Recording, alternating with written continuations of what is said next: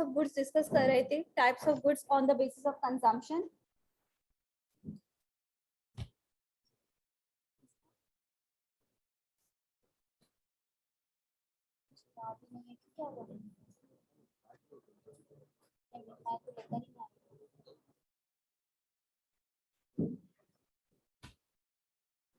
जी, तो हमने कुछ यहाँ पे टाइप्स ऑफ गुड्स पढ़े थे, एक दफा उनको रिवाइज कर लेते हैं। आप लोगों से पूछ लेती हूँ कि आप लोगों को क्या समझ में आया था इसमें।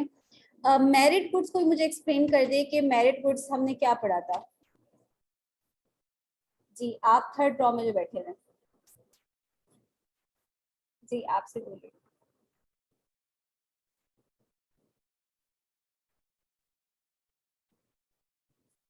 कुछ भी जो भी समझ में आया, थोड़ा बहुत भी अपने ओन वर्ड्स में, कि मेरिट गुड्स कौन से गुड्स होते हैं।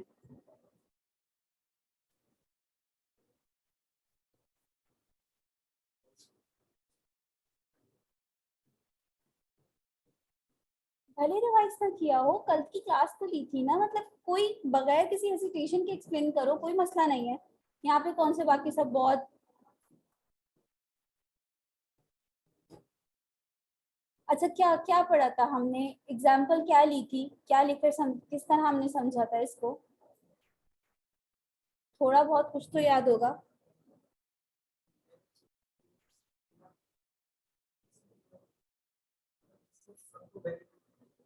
अच्छा ठीक है, सही है। कोई एग्जाम्पल जो हमने एग्जाम्पल यूज करी थी अपनी।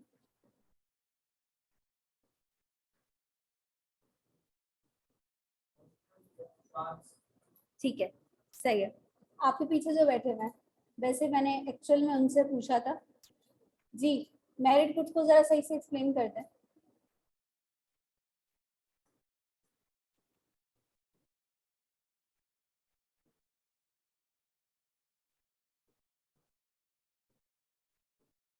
तो मुश्किल क्वेश्चन पूछ लिया मैंने, मतलब कल की क्लास में क्या पढ़ा है हमने।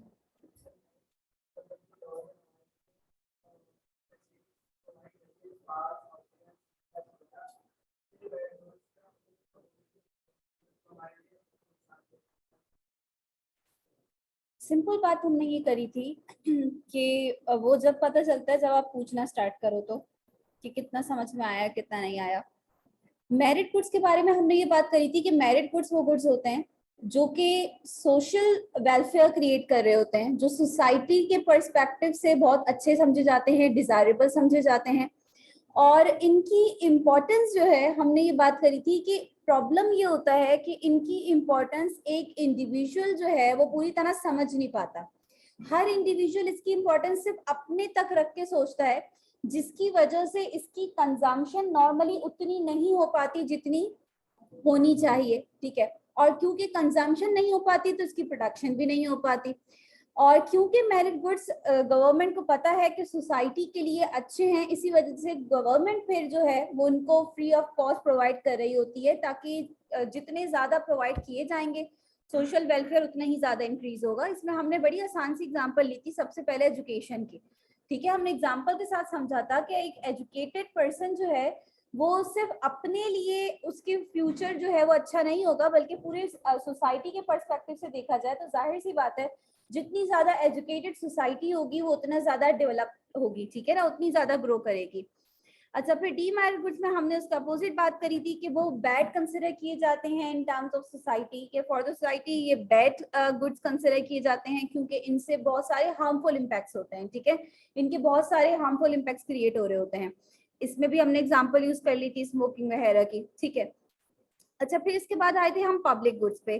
तो यहाँ मुझे लगता है कि कुछ ग्रुप में बातें चल रही थी कि कुछ करेक्टरिस्टिक्स के हवाले से मेरे ख्याल में कुछ स्टूडेंट्स को कंफ्यूजन है पब्लिक गुड्स की।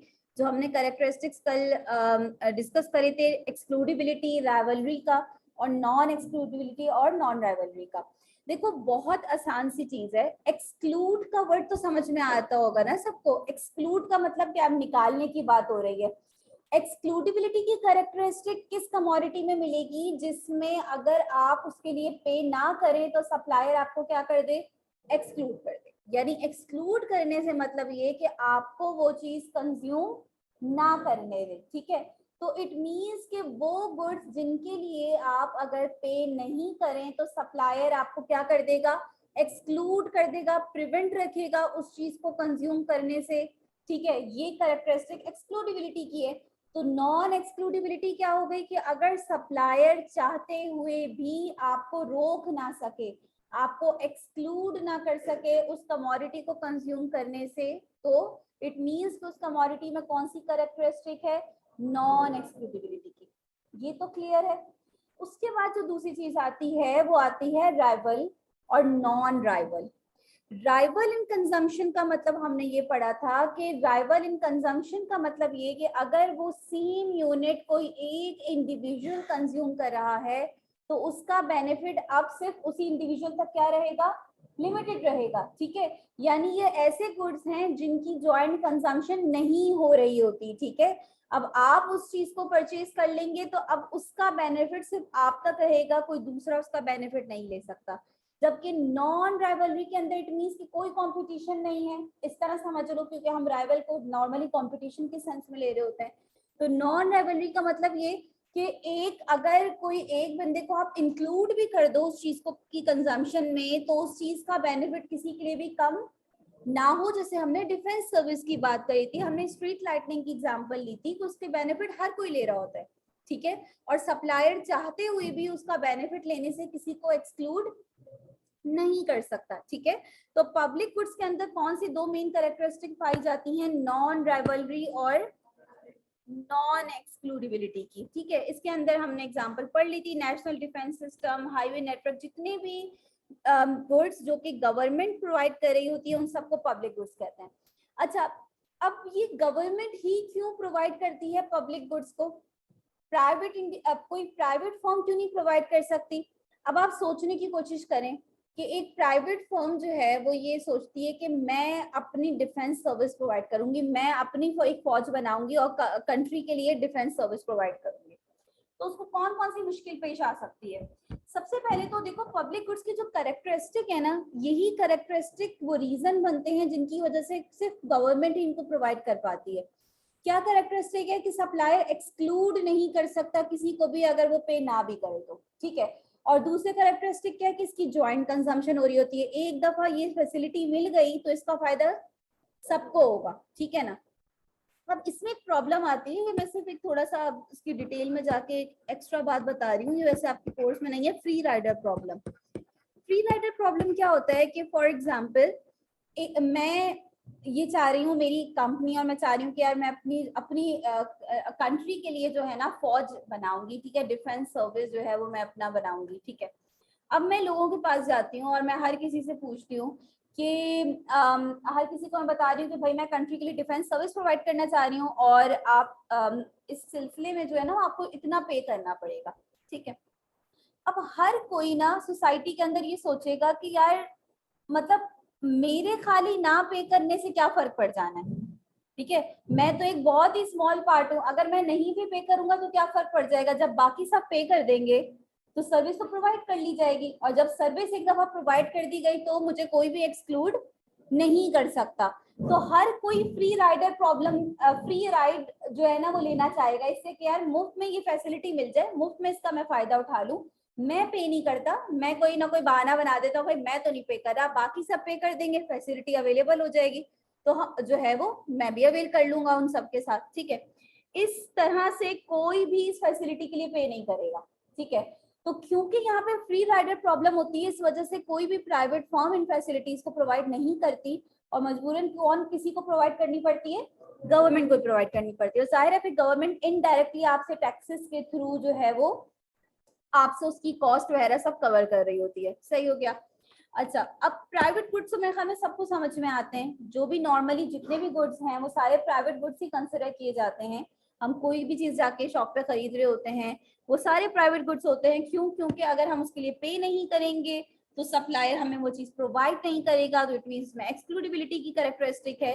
दूसरा ये कि जो सेम यूनिट हम खरीद लेंगे उसका बेनिफिट कोई दूसरा नहीं ले सकता। ठीक है, अब देखो ये जो मैंने एक्सप्लेनेशन दी थी ये तो मैंने सिर्फ इस वजह से ताकि थोड़ा सा आप लोगों को इनका वर्ड का मतलब तो पता चल जाए ना, क्योंकि बुक में तो कुछ भी एक्सप्लेनेशन नहीं है, बुक में तो सिर्फ वर्ड टर्म लिखी हुई है राइवलरी और एक्सक्लूडिबिलिटी, क्या इसका मतलब क्या है वो मैंने आप लोगों को लिखवा दिया था कल। अच्छा, लास्ट एक क्लब गुड्स की आपकी एग्जांपल आती है कि भाई क्लब गुड्स किसे कहते हैं। अभी थोड़े से डिफरेंट हो जाते हैं। इनमें आप कह रहे हो कि club goods have the characteristics of excludability. It means इनकी कोई ना कोई प्राइस होगी, ठीक है, और अगर आप वो प्राइस पे नहीं करोगे तो सप्लायर वो चीज, वो सर्विस आपको कंज्यूम करने से क्या कर देगा, रोक देगा, ठीक है। तो एक्सक्लूडिबिलिटी की कैरेक्टरिस्टिक है। But are non rival till a point where congestion takes place. अब आपको दिख रहा होगा थोड़ी सी डिफरेंट आ गया यहाँ पे। सेंटेंस को सही से पढ़ो और समझने की कोशिश करो। पब्लिक गुड्स के अंदर हमने दो कैरेक्टरिस्टिक देखी थी, नॉन एक्सक्लूडिबिलिटी और नॉन राइवलरी की।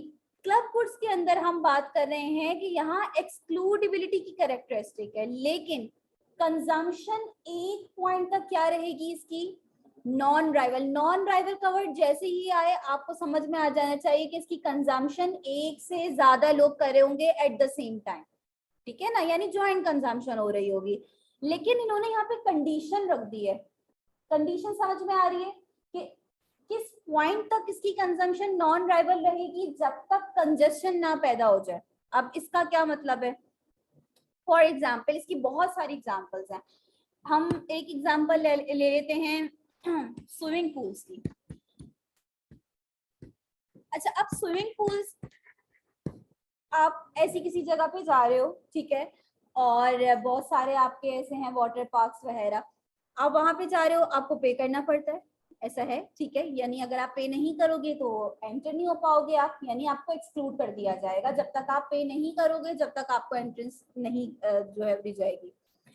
तो पहली कैरेक्टरिस्टिक समझ में आ गई। फिर उस स्विमिंग पूल को एक साथ बहुत सारे लोग जो है वो उसका बेनिफिट ले रहे होते हैं, एंजॉय कर रहे होते हैं एक ही स्विमिंग पूल में। इट मींस के बेनिफिट एक तक लिमिटेड नहीं रहता, एक से ज्यादा लोग जो है वो उसको एंजॉय कर रहे होते हैं या उससे बेनिफिट ले रहे होते हैं। लेकिन एक पॉइंट तक, अगर आप एक स्विमिंग पूल पे बहुत सारे लोग जो है वो भर दोगे तो क्या हो जाएगा, कंजेशन होना स्टार्ट हो जाएगी। अब क्या होना स्टार्ट हो जाएगा, एक का बेनिफिट दूसरे की वजह से क्या हो रहा होगा, कम हो रहा होगा। अब हर कोई चाह रहा हो कि यार कुछ लोग क्या हो जाए, निकल जाएं, कम हो जाएं स्विमिंग पूल से, ताकि मुझे, क्योंकि मैं वो उस तरह एंजॉय नहीं कर पा रहा, मुझे वो मजा नहीं आ पा रहा। इट मीन्स के एक पॉइंट तक तो अगर एक स्विमिंग पूल के अंदर 6 से 7 लोग हैं तब भी कोई प्रॉब्लम नहीं है। लेकिन अब आप वहां पे 20 से 25 लोग भर दोगे तो प्रॉब्लम होना स्टार्ट हो जाएगी, क्योंकि कंजस्शन होना स्टार्ट हो गई है। यही बात उन्होंने क्लब गुड्स के अंदर लिखी हुई है कि एक पॉइंट तक उसकी कंजम्पशन क्या रहेगी, नॉन राइवल, ठीक है। इट मींस कि एक बंदा जो बेनिफिट ले रहा है उसका बेनिफिट दूसरे की वजह से कम नहीं होगा। लेकिन जैसे ही कंजस्शन होना स्टार्ट हो जाएगी, वैसे ही जो है अब उसकी कंजम्पशन क्या हो जाएगी, राइवल। कि अगर एक बंदा और मजीद जो है वो उसका बेनिफिट लेने की कोशिश करता है तो उससे दूसरे को प्रॉब्लम होना स्टार्ट हो जाएगी। इसकी एक और एग्जांपल यूज करते हैं, बड़ी आप लोग को ये ज्यादा बेहतर शायद समझ में आए। वाईफाई, ठीक है, आप लोगों ने देखा होगा, मैंने वीडियो भी शेयर करी थी आप लोगों से अपनी।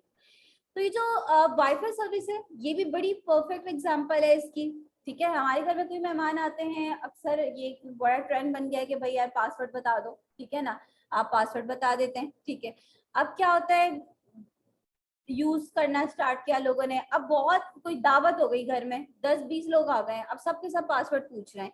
अब क्या होगा कि जब बहुत सारे लोग वो सर्विस लेना स्टार्ट कर देंगे तो अब आपका नेट स्लो होना शुरू हो जाएगा, बहुत सारे लोगों का नेट नहीं चल रहा होगा, लोडिंग होना स्टार्ट हो जाएगी। अब हर कोई बोलेगा एक दूसरे से, क्या बोलते हैं हम नॉर्मली बोल रहे होते हैं, यार नेट बंद कर दो, जरा 2-3 लोग नेट बंद कर दो ताकि हमारा सही चल जाए।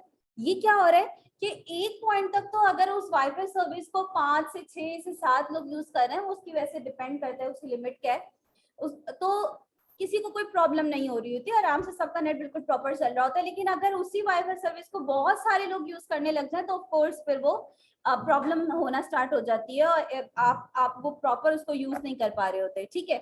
तो सिंपल सी बात है कि एक तो एक्सक्लूजन पॉसिबल है, क्योंकि वाईफाई सर्विस के लिए भी ऑफ कोर्स आपको पे करना है, पे नहीं करोगे तो सर्विस नहीं मिलेगी। एक पॉइंट तक इसकी कंजम्पशन नॉन राइवल है, यानी ज्वाइंट हो रही होती है कंजम्पशन, और किसी को दूसरे के कंज्यूम करने से कोई प्रॉब्लम नहीं हो रही होती, ठीक है ना।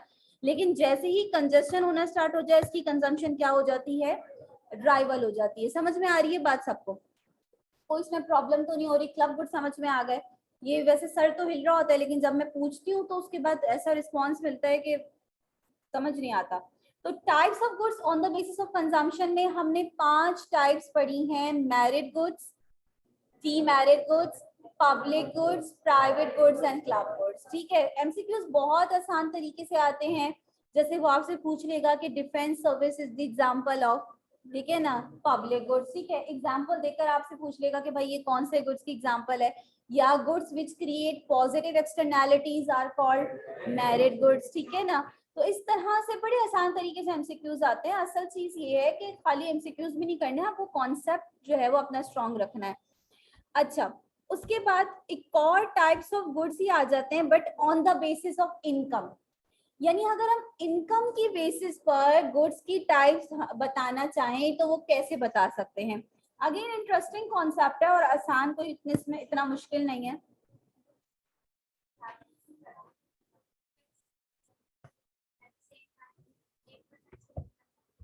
एट द सेम टाइम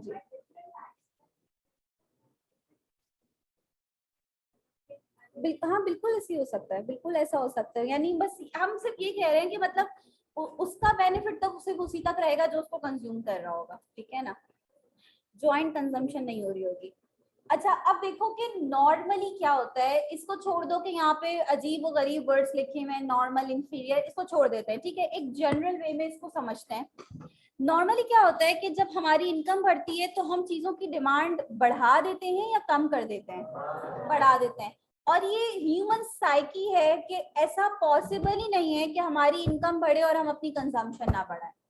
मतलब ये पॉसिबल ही नहीं है। ठीक है, ये हम खुद से सोच के खुद ब खुद ऐसा होता है कि हम चीजें ज्यादा खरीदने लग जाते हैं जब हम देख रहे होते हैं कि हमारी इनकम इंक्रीज हो रही है। तो नॉर्मली क्या होता है कि जब इनकम इंक्रीज होती है तो हम चीजों की डिमांड जो है वो इंक्रीज कर देते हैं। लेकिन भाई इकोनॉमिक्स कहती है कि कुछ पर्टिकुलर केसेस में ऐसा होता है कि हमारी इनकम बढ़ती है और हम उन चीजों की डिमांड कम कर देते हैं। ठीक है, कुछ पर्टिकुलर गुड्स ऐसे हैं जिनका इनकम के साथ क्या रिलेशन है, इनवर्स रिलेशन है। इनकम बढ़ती है तो हम उनकी डिमांड कम कर देते हैं, इनकम कम होती है तो हम उनकी डिमांड बढ़ा देते हैं। उन गुड्स को उन्होंने एक नाम दे दिया जो नाम से खुद ही आपको बता रहा है कि ऐसा क्यों होगा, इंफीरियर गुड्स। इंफीरियर का मतलब समझ में आता है, ठीक है, जिनकी क्वालिटी थोड़ी सी क्या होगी आपकी, इन लो होगी, इंफीरियर होंगे, थोड़े चीप गुड्स होंगे। ठीक है ना, अब बगैर किसी एग्जांपल के सोच के मुझे ये बताओ कि हमारी जब इनकम बढ़ेगी तो हम अच्छी क्वालिटी की चीज खरीदेंगे या बुरी क्वालिटी की चीज खरीदेंगे, अच्छी क्वालिटी की चीज खरीदेंगे, जाहिर सी बात है। तो जाहिर है कुछ चीजें ऐसी होती हैं जिनको जब हमारी इनकम इतनी नहीं होती, जब हम इतनी अच्छी क्वालिटी हम अफोर्ड नहीं कर पाते तो हम उनकी इंफीरियर क्वालिटी अफोर्ड कर रहे होते हैं। ठीक है ना, यानी लो इनकम पे हम उन चीजों को ज्यादा खरीद रहे होते हैं। लेकिन जैसे जैसे हमारी इनकम बढ़ती जाती है हम उन चीजों की डिमांड क्या करते जाते हैं, कम करते जाते हैं। आपके जहन में कोई ऐसी एग्जांपल आती है? Public transport, very good. Public transport को भी इंफीरियर गुड्स की एग्जांपल में लिया जाता है कि नॉर्मली लो इनकम पे आप पब्लिक ट्रांसपोर्ट यूज कर रहे हो तो नॉट नेसेसरी, बट फिर भी। और जब आपकी इनकम लेवल इंक्रीज होता है तो आप नॉर्मली अपनी किसी उस पर आ जाते हो, आप बाइक ले ली, आपने कार ले ली। ठीक है ना, इसी तरह सेकेंड हैंड प्रोडक्ट्स। ठीक है, कोई इंडिविजुअल है जिसकी इनकम बहुत कम है तो वो सेकंड हैंड प्रोडक्ट्स खरीद रहा है, चाहे वो मोबाइल हो या कोई ऑटोमोबाइल हो या कपड़े हो इवन। ठीक है, तो वो सेकंड हैंड प्रोडक्ट्स को जो है, क्योंकि वो अफोर्ड ही नहीं कर सकता, और जब उसकी इनकम बढ़ेगी तो वो खरीदेगा फिर सेकंड हैंड प्रोडक्ट्स, नहीं खरीदेगा। तो हाई इनकम पे वो उन चीजों की डिमांड क्या कर देगा, कम कर देगा। तो ये हर चीज में होता है, हर चीज में। आपको पता है कि भाई वेजिटेबल्स, फ्रूट्स में भी ऐसा हो रहा होता है कि अक्सर आप खरीदने जाओ तो आपको दो क्वालिटीज दिख रही होती हैं। ठीक है ना, दो तरह के टमाटर रखे हुए हैं, एक की प्राइस लो है, एक की प्राइस हाई है। जिसकी प्राइस लो है ऑफ कोर्स क्वालिटी अच्छी नहीं होती इतनी ज्यादा, ठीक है, लेकिन फिर भी उन्हें लोग खरीद रहे होते हैं। और कौन लोग खरीद रहे होते हैं, जिनकी लो इनकम होती है। ठीक है, तो कोई मुश्किल बात तो नहीं है ना इंफीरियर गुड्स को समझना कि भाई जब आपकी इनकम कम होगी तो आप इंफीरियर गुड्स ही खरीद रहे होगे, जो सस्ती चीजें होंगी थोड़ी सी। और जब आपकी इनकम बढ़ेगी तो आप अच्छी क्वालिटी पे जाते हो तो आप इंफीरियर गुड्स की डिमांड क्या कर दोगे, कम कर दोगे। ये कोई हर चीज को हमने इस तरह लेकर अपने जहन पे सवार नहीं करना कि इकोनॉमिक्स की कोई थ्योरी है। ठीक है, इकोनॉमिक्स कोई आपको जो है ना वो दूसरी दुनिया की कहानियां नहीं बता रही होती, इकोनॉमिक्स आपको आपका ही बिहेवियर बता रही है, ठीक है ना, ह्यूमन बिहेवियर ही बता रही है। तो वो ह्यूमन बिहेवियर है कि नॉर्मली हम गुड्स की डिमांड इनकम के बढ़ने से बढ़ा देते हैं, और वो गुड्स जिनकी डिमांड हम इनकम बढ़ने से बढ़ा देते हैं उन्हें ये कहते हैं नॉर्मल गुड्स है। मतलब नॉर्मली क्योंकि हम ऐसे ही कर रहे होते हैं तो उन्होंने उसका नाम दे दिया नॉर्मल गुड्स। लेकिन कुछ चीजें ऐसी होती हैं जिनकी डिमांड इनकम बढ़ने से कम कर दी जाती है। वो कौन सी चीजें होती हैं? Inferior goods. समझ में आ रही है सबको बात? अच्छा, अब यहाँ पे सिर्फ और सिर्फ अभी हमने डेफिनेशन जो है वो उसकी ये वाली देखनी है, जैसे कि नॉर्मल गुड्स में लिखा हुआ है कि normal goods are those whose demand increases as the increases such as milk। ठीक है, आगे जो आपको जहां पे भी इलास्टिसिटी का वर्ड देखे उसको कंप्लीट इग्नोर करना है आपने इस पॉइंट पर, ठीक है। तो ये जो आपके पास लिखा हुआ है ये फिलहाल आपको समझ में नहीं आ सकता और ना ही मैं आपको समझाऊंगी। ये आपके चैप्टर 3 में इलास्टिसिटी चैप्टर के अंदर ये कॉन्सेप्ट आएगा जब हम इसको समझेंगे, ठीक है ना। तो फिलहाल अभी हमने इसकी मेन डेफिनेशन समझ लेनी है। जैसे ये डेफिनेशन हो गई आपकी, ठीक है, कि inferior goods are those whose demand decreases as the income increases. इतना इनफ है। अच्छा, सुपीरियर के वर्ड से क्या समझ में आता है आपको? जिनकी बहुत हाई क्वालिटी होती है, जो एक तरह से लग्जरी गुड्स में काउंट होते हैं। अब इनकी कोई रिलेशन ऐसा नहीं है, लग्जरी गुड्स भी ऐसे होते हैं कि जितनी ज्यादा हमारी इनकम बढ़ती है तभी हम उन चीजों को अफोर्ड कर पाते हैं। तो इन्होंने यही लिखा हुआ है कि लग्जरी गुड्स भी आते नॉर्मल गुड्स के अंदर ही हैं, लेकिन ये वो गुड्स होते हैं जो कि नॉर्मली थोड़े क्या होते हैं, एक्सपेंसिव होते हैं। इसी वजह से हर कोई इन्हें अफोर्ड नहीं कर सकता। जब आपकी इनकम एक थ्रेशोल्ड से ऊपर की तरफ जाती है तो आप ये चीजें अफोर्ड कर पा रहे होते हैं, जैसे लग्जरी कार्स वगैरह, ठीक है ना। तो इसकी कोई ऐसी कोई इसमें कोई मुश्किल बात नहीं है। अगेन सुपीरियर गुड्स में सिर्फ उन्होंने सुपीरियर की गुड्स की, उन्होंने लग्जरी गुड्स की आपके बात बताई हुई है कि ये वो गुड्स होते हैं जिनकी आपकी इनकम का बहुत लार्ज प्रोपोर्शन स्पेंड हो रहा होता है, क्योंकि इनकी प्राइसेस बहुत ज्यादा होती हैं। They can be taken as an extreme form of normal goods. हैं क्या नॉर्मल गुड्स? ऐसा तो नहीं हो सकता ना मेरी इनकम कम हो जाए और मैं BMW खरीद लूं, ठीक है। सुपीरियर गुड्स में लग्जरी गुड्स जब भी अफोर्ड कर सकती हूँ ना जब मेरी इनकम ज्यादा होगी बहुत, ठीक है नॉर्मल गुड्स ही, लेकिन एक्सट्रीम फॉर्म है नॉर्मल गुड्स का, ठीक है ना। यानी एक इसके लिए आपकी इनकम जो है वो एक सर्टेन लेवल से ज्यादा होनी चाहिए, ठीक है। इसके अलावा यहाँ पे और कुछ भी नहीं लिखा हुआ। तो इस स्लाइड में कोई भी ऐसी बात हुई है कि जो मुश्किल लग रही हो? ठीक है, मेन आपके लिए यही दो हेडिंग्स हैं, नॉर्मल गुड्स और इंफीरियर गुड्स। समझ में आई है सबको? इनका इनकम के साथ क्या रिलेशन है, पॉजिटिव या फिर डायरेक्ट? अच्छा, पॉजिटिव या डायरेक्ट रिलेशन का क्या मतलब होता है कि अगर एक वेरिएबल अपवर्ड डायरेक्शन में मूव हो रहा है तो दूसरा वेरिएबल भी क्या हो रहा होगा, अपवर्ड डायरेक्शन में मूव कर रहा होगा। यानी अगर इनकम इंक्रीज हो रही है तो इनकी डिमांड भी क्या हो रही होगी, इंक्रीज हो रही होगी। जबकि इंफीरियर गुड्स की डिमांड का इनकम के साथ क्या रिलेशन है, नेगेटिव या फिर इनवर्स।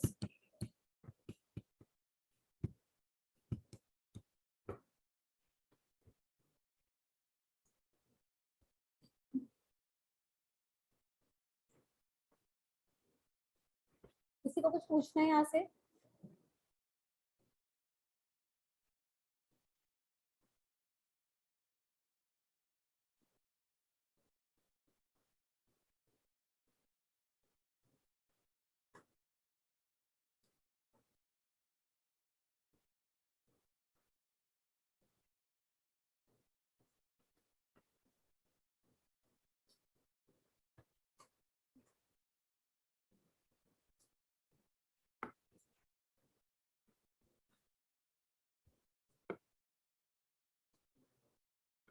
अच्छा, ये स्लाइड हेडिंग क्या दिख रही है आपको, division of labour and increase in production. आप में से कोई बताएगा मुझे कि डिवीजन ऑफ लेबर का क्या मतलब है? नॉर्मली बिजनेस वगैरह में पढ़ाया जाता है जी।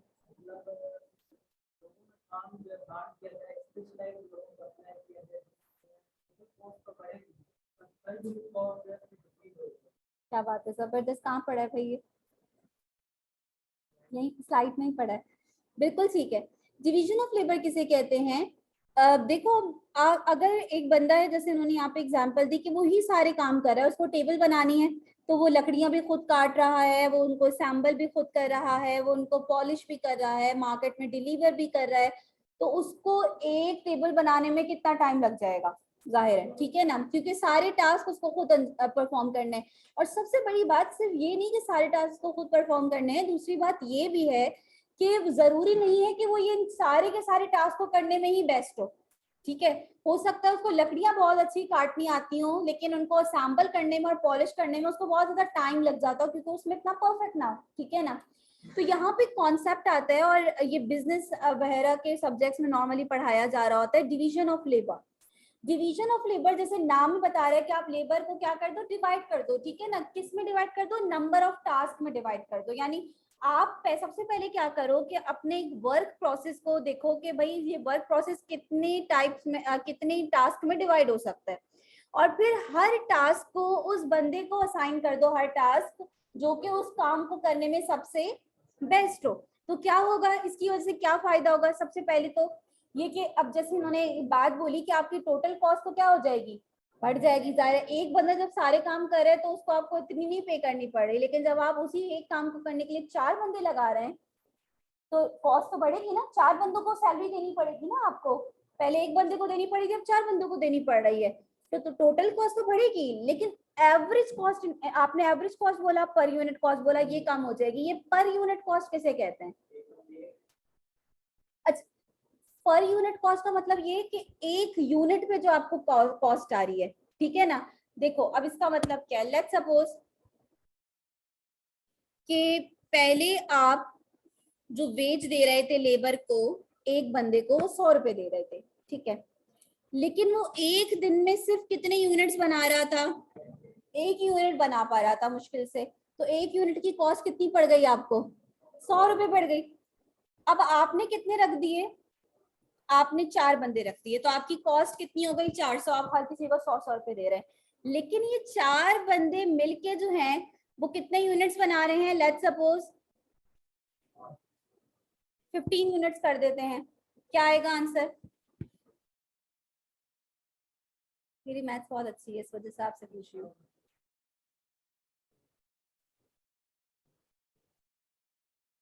तुम लोगों की मैथ्स भी बहुत अच्छी है।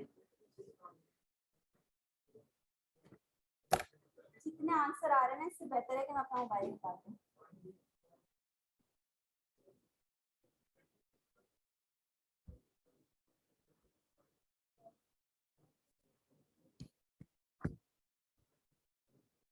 ट्वेंटी सिक्स पॉइंट समथिंग, ठीक है। अगर आप लोगों को लग रहा है कि 15 बहुत ज्यादा है तो आप 15 कम करके भी देख सकते हैं। आप बोले भाई 15 नहीं बना रहे, लेट्स सपोज खाली 10 बना रहे हैं, अब क्या कॉस्ट आएगी? चलो ये तो बता ही सकते हो, 40 आएगी।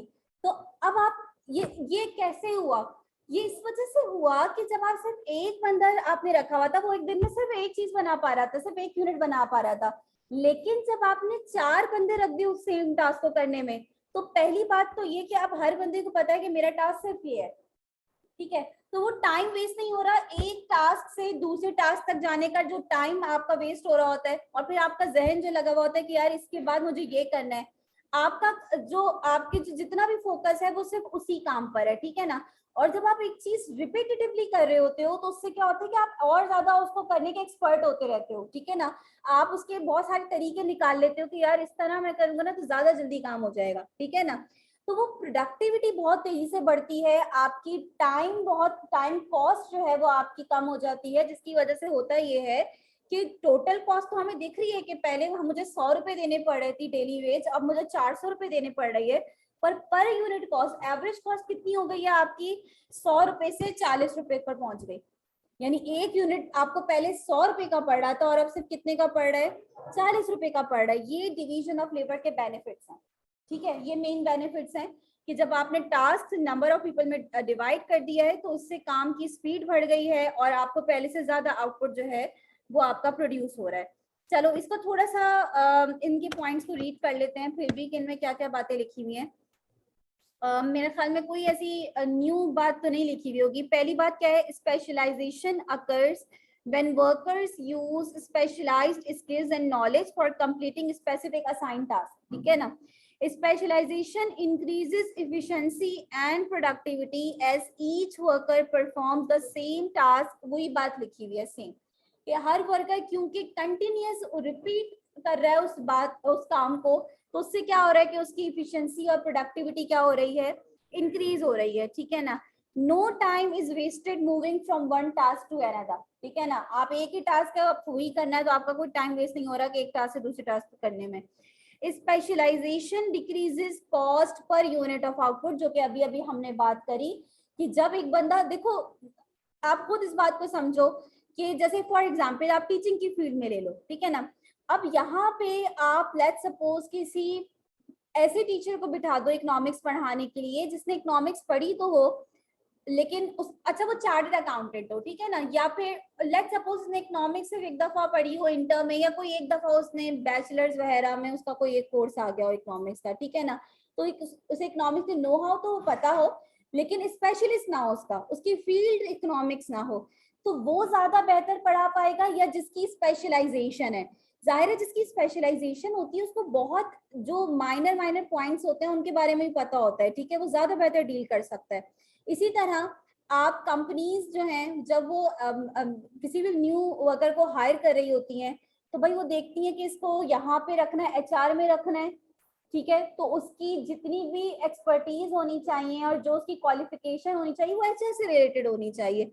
फाइनेंस में रखना है तो उसकी क्वालिफिकेशन और एक्सपर्टीज उससे रिलेटेड होनी चाहिए। आपको बैंकिंग फील्ड में आना है तो आपकी क्वालिफिकेशन उससे मैच करनी चाहिए, ठीक है। तो जब भी आप कोई कंपनी या कोई फैक्ट्री या जहां पे भी आपको एम्प्लॉय किया जाता है, तो आपकी क्वालिफिकेशन स्पेशलाइजेशन देखकर किया जाता है कि आपकी स्पेशलाइजेशन जिस फील्ड में, उसी के अकॉर्डिंग आपको उसी वही टास्क दिया जाएगा। अब ऐसा क्यों किया जाता है, जाहिर है जो एक्सपर्ट जितना बेहतर काम को परफॉर्म कर सकता है नॉर्मल बंदा नहीं कर सकता, और एक्सपर्ट वो डिसीजन लेगा जिससे कंपनी की प्रोडक्टिविटी भी बढ़ेगी, ठीक है, एफिशिएंसी भी बढ़ेगी और उसकी कॉस्ट भी क्या होगी, एवरेज कॉस्ट कम हो जाएगी, ठीक है ना। तो ये इसका रीजन बन जाएगा। अच्छा, फिर division of labour leads to specialisation. अच्छा, ये कह रहे हैं कि जब आप डिवीजन ऑफ लेबर के इस प्रोसेस को यूज करते हो तो इससे स्पेशलाइजेशन भी खुद क्रिएट होना स्टार्ट हो जाती है। जैसे मैंने बोला कि एक बंदा कंटिन्यूस वो काम करता जा रहा है, तो जाहिर है वो स्पेशलिस्ट बन जाएगा ना, उसका एक्सपीरियंस आ जाएगा, उसको समझ में आ जाएगा कि इस काम को करने के और कौन कौन से बेहतर तरीका हो सकता है, ठीक है। ये इन्होंने आखिर में बड़ा एक फेमस वो एक लिखा है कि a jack of all trades is master of none. एक बंदा कह रहा है मुझे सब आता है, लेकिन करना उसको सब आता है, लेकिन एक्सपर्ट वो किसी में भी नहीं होगा। तो इससे ज्यादा बेहतर है कि आपको एक ही काम करना आता हो और उसमें आप क्या हो, एक्सपर्ट हो, ठीक है। अच्छा, ये जो लास्ट पॉइंट है ये इन्होंने थोड़ा सा जो है वो इंटरनेशनल ट्रेड से रिलेटेड जो है वो यहाँ पे डाल दिया है कि ऐसा क्यों होता है कि जब आपकी किसी चीज में स्पेशलाइजेशन होती है तो आपकी कॉस्ट कम आ रही होती है, एवरेज कॉस्ट। उसको उन्होंने थोड़ा सा इंटरनेशनल ट्रेड के सेंस में बात एक्सप्लेन करी है कि भाई हम देखते हैं ना कि ग्लोबली जो ट्रेड हो रही होती है, हर कंट्री वो चीज एक्सपोर्ट कर रहा होता है जिस चीज में वो क्या होता है, स्पेशलाइज कर रहा होता है, जिसमें उसको एब्सोल्यूट एडवांटेज होती है। एब्सोल्यूट एडवांटेज का मतलब ये कि मेरी कंट्री में कौन सी चीज जो है वो सबसे अच्छी बनती है जिसमें मेरी कॉस्ट क्या आ रही होती है, कम आ रही होती है। अच्छा, अब एक चीज है जिसको बनाने में मशीन ज्यादा यूज होती हैं, कैपिटल ज्यादा यूज होता है, और पाकिस्तान वो चीज प्रोड्यूस कर रहा है, तो पाकिस्तान की स्पेशलाइजेशन होगी ऐसी चीज में या नहीं होगी, आपको नॉर्मली क्या लगता है, ऐसी चीज जिसमें मशीन्स बहुत ज्यादा यूज हो रही हैं। क्योंकि पाकिस्तान लेबर अबंडेंट कंट्री है, पाकिस्तान में जो है वो लेबर बहुत ज्यादा है, यहाँ पे कैपिटल जो है वो स्केर्स रिसोर्स जो है वो कंसिडर किया जाता है। तो जिस कंट्री में जो रिसोर्स अबंडेंसी में होता है उस पर उसकी कॉस्ट भी क्या आ रही होती है, कम आ रही होती है, ठीक है। और वो कंट्री फिर वही चीज जो है वो आगे एक्सपोर्ट कर रहा होता है क्योंकि उसमें उसको क्या मिल रही होती है, कंपैरेटिव एडवांटेज, उसमें उसकी पर यूनिट कॉस्ट कम आ रही होती है। अच्छा, इससे हट के थोड़ी बात करते हैं। अक्सर आपने देखा होगा कि मल्टीनेशनल कॉर्पोरेशंस वगैरह जो हैं वो इंडिया, चाइना, पाकिस्तान पाकिस्तान इस वजह से कम आती है क्योंकि यहाँ पे लॉ एंड ऑर्डर और दूसरे प्रॉब्लम्स बड़े हैं, वरना पाकिस्तान भी एक अच्छा जो है वो कंट्री है। किस सेंस में, क्यों पाकिस्तान, इंडिया, चाइना, ये नॉर्मली ऐसे कंट्रीज हैं जहाँ पे बड़ी आपको मल्टीनेशनल कॉर्पोरेशंस दिखेंगी, ठीक है, स्पेशली चाइना और इंडिया वगैरह में। कोई रीजन कभी आपने सुना है इस हवाले से कि अक्सर मल्टीनेशनल कॉर्पोरेशंस चाइना, इंडिया और इन जगहों पे जाती हैं? क्योंकि यहाँ पे लेबर क्या मिलते हैं आपको लेबर सस्ता मिल रहा होता है, क्योंकि ये आपके पॉपुलेटेड कंट्रीज हैं, ठीक है। यहाँ पे लेबर जो है वो बहुत ज्यादा अवेलेबल है, और इसी वजह से यहाँ पे लेबर की वेजेस क्या होती हैं, बहुत कम होती हैं, तो आपकी जो कॉस्ट होती है वो बहुत क्या हो जाती है, कम हो जाती है। इसी वजह से अक्सर मल्टीनेशनल कॉर्पोरेशंस ऐसी कंट्रीज में जो है वो अपनी फ्रेंचाइज या सब्सिडरी वगैरह ओपन कर रही होती हैं, ठीक है।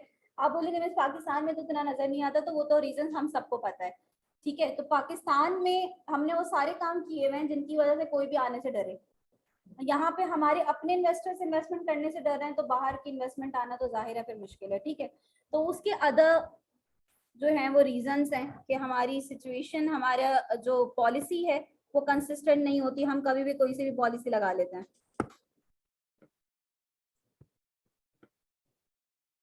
अगेन पूछ रही हूँ बार बार, कोई मुश्किल कॉन्सेप्ट तो नहीं आया ना, कोई ऐसा डिवीजन ऑफ लेबर कोई मुश्किल कॉन्सेप्ट था? ठीक है, तो ये बात बिल्कुल ठीक है कि ना आपने इकोनॉमिक्स को बहुत एक मॉडरेट लेवल पे लेकर चलना है।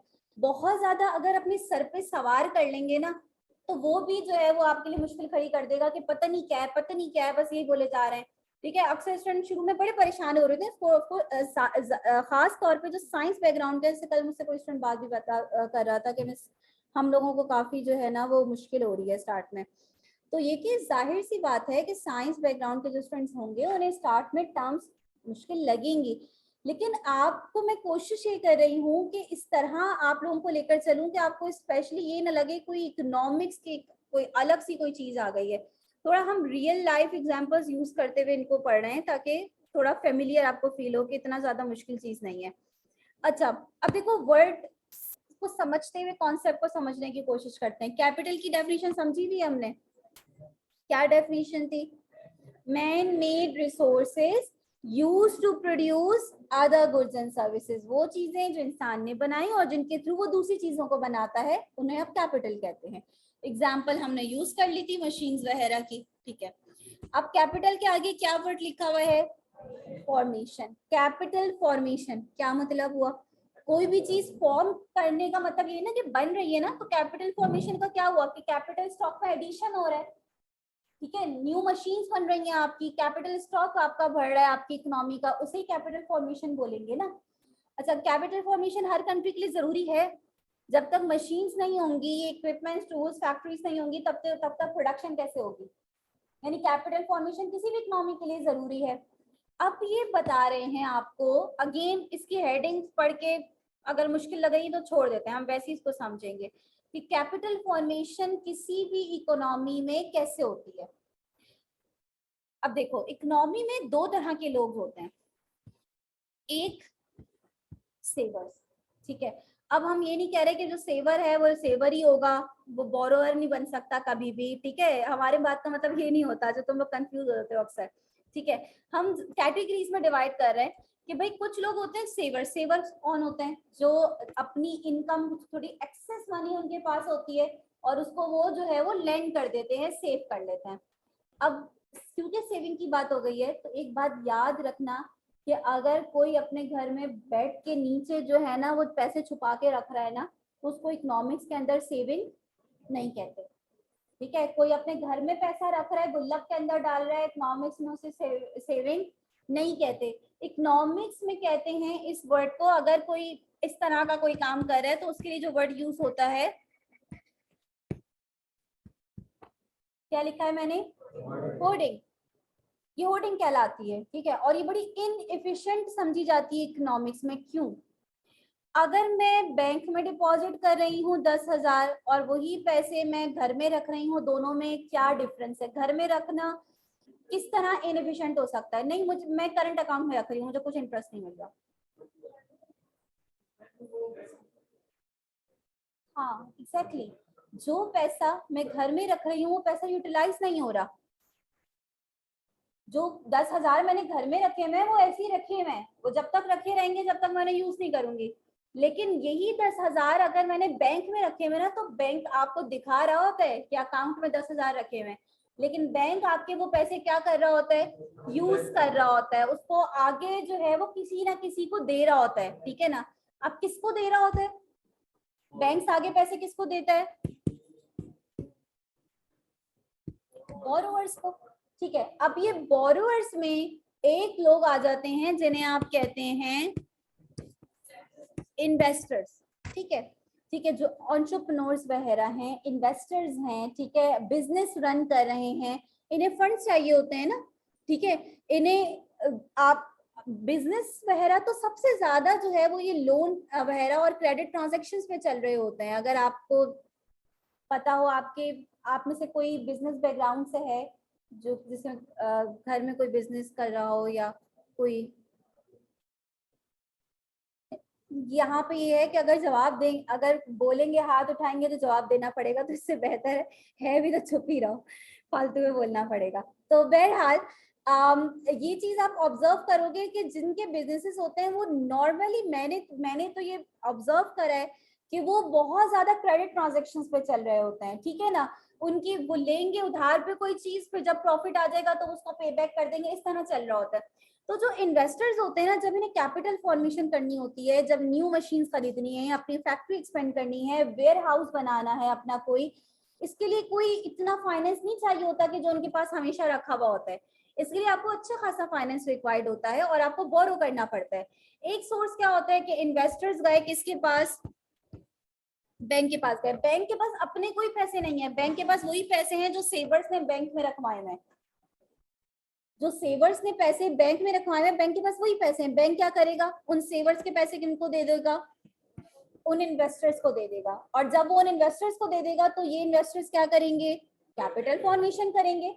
ये इन्वेस्टर्स कैपिटल फॉर्मेशन करेंगे अपनी, अब आगे अब जो है वो न्यू मशीन जो है अब आपकी जो है वो एडिशन आई होगा आपकी इकोनॉमी के अंदर, कैपिटल स्टॉक बढ़ेगा आपकी इकोनॉमी का, और जितना कैपिटल स्टॉक बढ़ेगा आपकी इकोनॉमी में प्रोडक्शन लेवल भी उतना ही इंक्रीज होगा, ठीक है ना। अब आप लोगों ने सबने स्टॉक एक्सचेंज का तो नाम सुना होगा, सबने सुना होगा। स्टॉक एक्सचेंज में भी तो यही हो रहा होता है ना, जब जो लोग शेयर्स खरीद रहे हैं वो क्या है, एक तरह से लेंडर्स है ना, जो शेयर्स खरीद रहे हैं वो एक तरह से लेंडर्स हैं, उनके पैसे किसके पास जा रहे हैं, through the channel of stock exchange. वो किसके पास जा रहे हैं, फॉर्म्स के पास जा रहे हैं, और जब वो उन फॉर्म्स के पास जा रहे हैं तो फॉर्म्स यही इन्वेस्टमेंट कर रही हैं, कैपिटल फॉर्मेशन कर रही हैं, न्यू प्रोजेक्ट्स स्टार्ट कर रही हैं, ठीक है। तो आपको सिर्फ ये बताया जा रहा है कि कैपिटल फॉर्मेशन कैसे होती है, कि एक बंदे के पैसे पहले मोबिलाइज होकर चैनलाइज होकर किसके पास आते हैं, कैपिटल मार्केट में। कैपिटल मार्केट में स्टॉक एक्सचेंज, बैंक्स वगैरह सब आ जाते हैं, और फिर इस कैपिटल मार्केट से पैसे इन्वेस्टर्स के पास जा रहे होते हैं, और इन्वेस्टर्स उन पैसों को यूज करके कैपिटल फॉर्मेशन कर रहे होते हैं, ठीक है। हम अक्सर सुनते हैं, अब चाहे हमें मतलब समझ में आता हो या ना आता हो, लेकिन हम अक्सर ये सुनते हैं कि भाई स्टॉक मार्केट इतने इंडेक्स जो है वो नीचे रही, ठीक है ना, इतने पॉइंट से जो है वो गिर गई स्टॉक मार्केट, या इतने पॉइंट से बढ़ गई स्टॉक मार्केट। ये सब जो चीजें हो रही होती है ना, ये कैसे हो रहा होता है कि जब लोग शेयर्स बाय करना स्टार्ट कर देते हैं, कंपनीज के खरीद रहे हैं शेयर्स। क्यों खरीदते हैं आप कंपनीज के शेयर्स, इस सब चीजों का लिंक है। मैं देख रही हूँ कि यार मुझे इन्वेस्टमेंट करनी है, ठीक है ना, मेरे पास कुछ पैसे हैं ऐसे ही रखे हुए, इससे बेहतर है कि मैं इन्वेस्ट कर दूं, कुछ अर्न भी कर लूंगी, ठीक है। अब वो मैं अपनी डेली जो अपनी लैंग्वेज है, जनरल लैंग्वेज में उसको इन्वेस्टमेंट कह रही हूँ, वो वैसे इकोनॉमिक्स में सेविंग है जो मैं करने जा रही हूँ। तो मैं कह रही हूँ कि यार मेरे पास जो है ना, फॉर एग्जाम्पल 50,000 है, मैं ये लगा देती हूँ, मैं इनके शेयर्स खरीद लेती हूँ। अब जब मैं स्टॉक मार्केट में जाऊंगी तो मैं देखूंगी कि मैं किस कंपनी के शेयर खरीदूं, मैं किस कंपनी के शेयर खरीदूंगी जिसका मुझे दिख रहा होगा कि यार प्रॉफिट बहुत अच्छा चल रहा है, और इसके शेयर की वैल्यू जो है ना बड़ी अच्छी और बढ़ रही है। शेयर वैल्यू कब बढ़ती है, जब जो शेयर होल्डर्स हैं, अब पता नहीं मैं बात कहाँ से कहाँ ले गई, लेकिन चलो थोड़ी सी हमें एक्स्ट्रा कुछ पता चलेगा। जब शेयर होल्डर्स देख रहे होते हैं कि यार इस कंपनी की परफॉर्मेंस जो है वो बहुत अच्छी चल रही है, और क्योंकि परफॉर्मेंस बहुत अच्छी चल रही है तो इसका प्रॉफिट बढ़ रहा है, इसकी शेयर की वैल्यू भी बढ़ रही है, ठीक है ना। लेकिन जब आपको ऐसी सिचुएशन दिखती है कि इकोनॉमी की बड़ी कंडीशन खराब चल रही है, कोविड की सिचुएशन क्योंकि अभी अभी गुजरी है बहुत, हम सब उस सिचुएशन से गुजरे हैं, हमें याद है, हम सबको वो सिचुएशन हमने एक्सपीरियंस करा है, इसी वजह से उसकी एग्जांपल बड़ी रेलेवेंट होती है कि हमने देखा इंडस्ट्रीज बहुत बंद हो गई, इंडस्ट्रीज के प्रॉफिट्स और सेल बहुत ज्यादा कम हो गई, तो आपको क्या दिख रहा होगा? स्टॉक मार्केट बहुत ऊपर जा रहा होगा।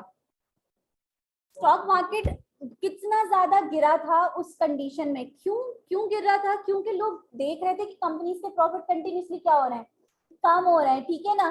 तो लोग उनकी शेयर्स की डिमांड भी क्या कर रहे थे, कम कर रहे थे। ज्यादातर लोगों को ये हो रहा था कि यार जो पैसा लगाया हुआ है ना वो निकाल लेते हैं, क्योंकि लोगों को उस वक्त इनकम लेवल भी बड़ा कम हुआ था। लोग शेयर्स क्या कर रहे थे, बेच रहे थे, जिससे मजीद उन शेयर्स की वैल्यू क्या हो रही थी, गिर रही थी, ठीक है ना।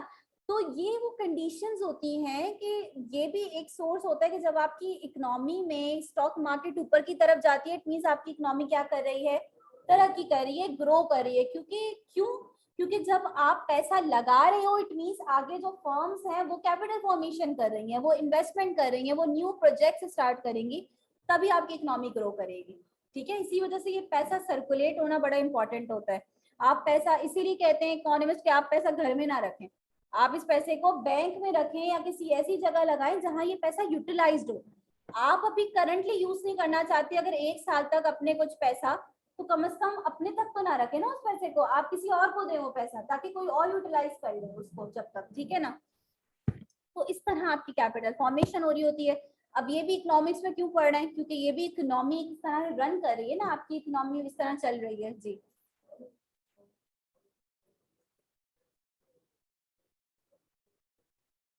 कौन शेयर बेचती है?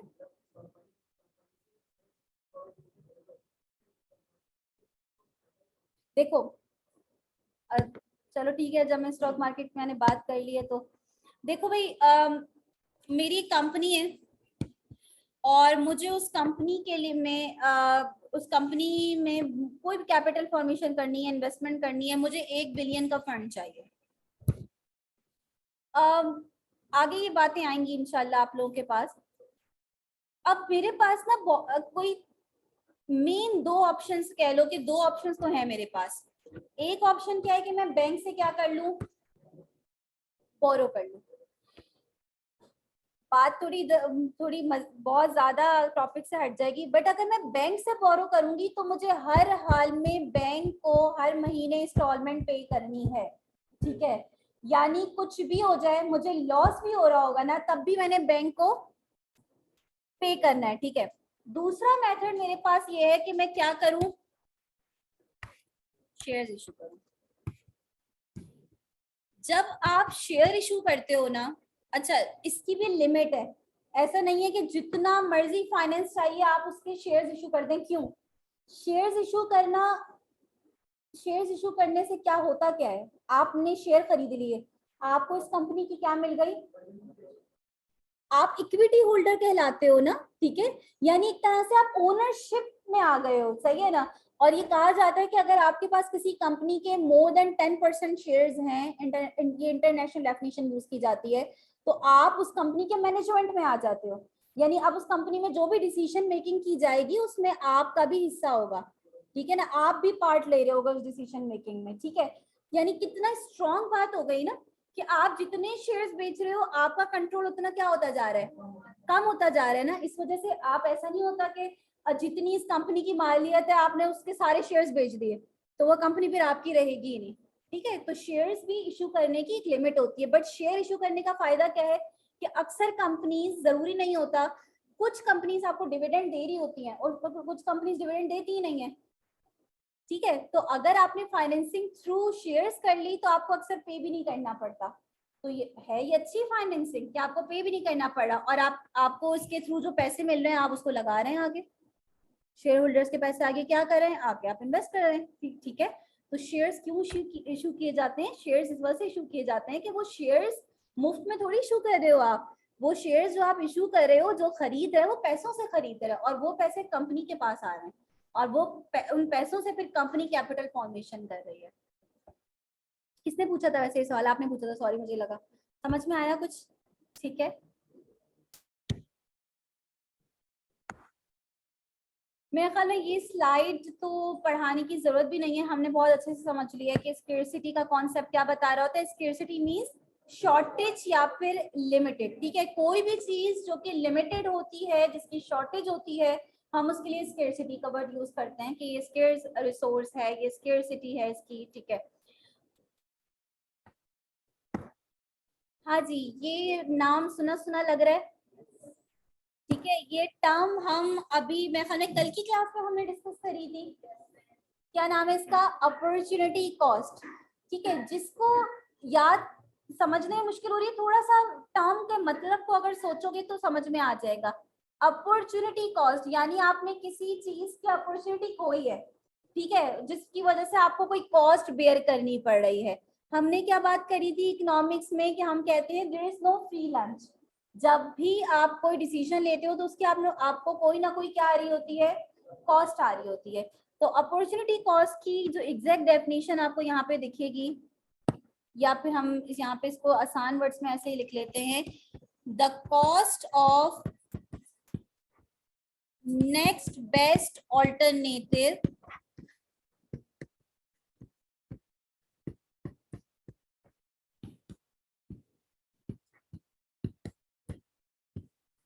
that is foregone is called opportunity cost. Opportunity cost किसे कहते हैं कि जो आपका नेक्स्ट बेस्ट ऑल्टरनेटिव था, जो आपने बोला था अगर ये नहीं करना होता या ये नहीं करता तो मैं ये करता, उससे जो सेकंड बेस्ट ऑल्टरनेट जो है आपका, उससे जो आपको फायदा मिल सकता था, जो बेनिफिट मिल सकता था, वो अब आपको नहीं मिल पाएगा क्योंकि आपने जो डिसीजन ले लिया है उसकी वजह से आपका वो बेनिफिट आपको सैक्रिफाइस करना पड़ेगा। वो जो आप बेनिफिट सैक्रिफाइस कर रहे हो वो आपकी अपॉर्चुनिटी कॉस्ट कहलाती है।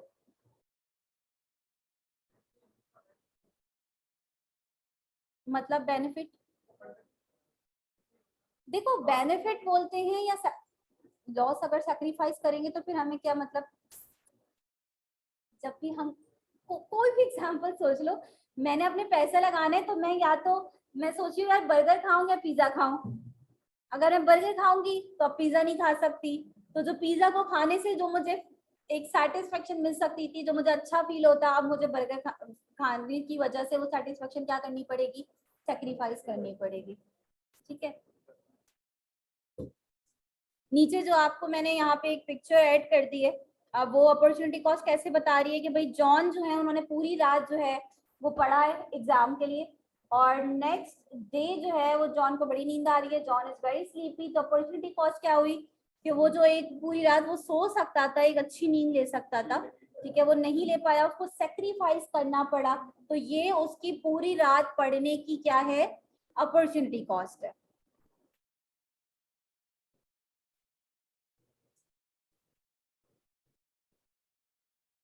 अच्छा, आज मैं आप लोगों से शेयर करूंगी, अक्सर स्टूडेंट्स के जहन में आता है कि भाई एमसीक्यूज किस तरह से आ रहे हैं।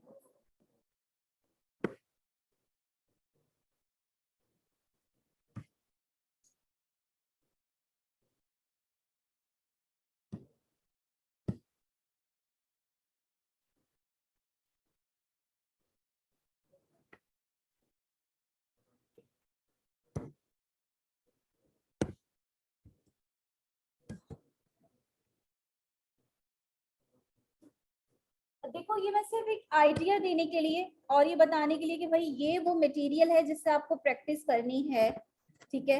और जब भी मैं क्विज दूंगी तो इन्हीं एमसीक्यूज में से ही नॉर्मली हमारा क्विज आ रहा होता है, तो इनको क्योंकि ये इतने एमसीक्यूज हैं तो आपने अपना एक अब बना लेना है कि आपने डेली कुछ ना कुछ एमसीक्यूज लाजमी सॉल्व करने हैं।